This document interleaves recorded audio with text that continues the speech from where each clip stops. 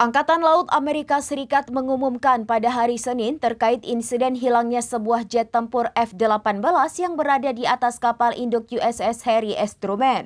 Berdasarkan keterangan resmi dari pihak Angkatan Laut Amerika Serikat, peristiwa tersebut terjadi ketika pesawat tempur F-18 sedang dipindahkan di dalam hanggar menggunakan traktor derek. Saat proses pemindahan berlangsung, kru yang bertugas dilaporkan kehilangan kendali atas pesawat tersebut. Akibatnya baik pesawat maupun traktor derek terjatuh ke laut. Disebutkan pula bahwa para pelaut yang terlibat dalam proses pemindahan pesawat bertindak cepat untuk menjauhi pesawat sebelum akhirnya jatuh ke perairan.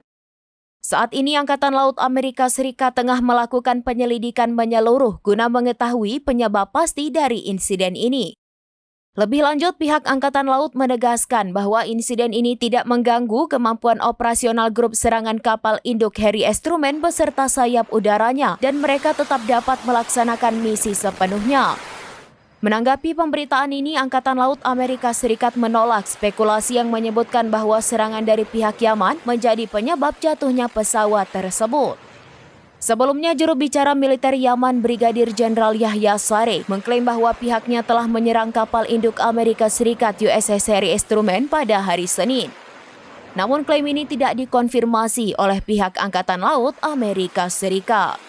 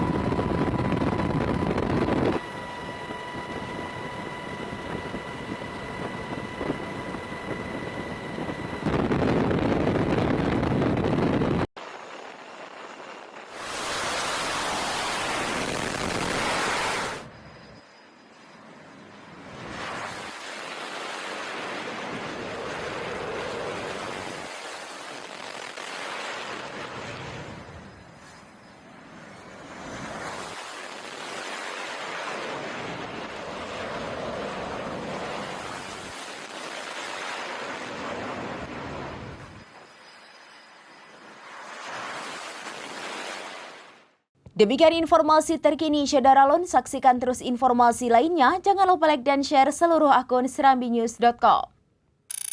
Download Tribun X sekarang. Menghadirkan lokal menjadi Indonesia.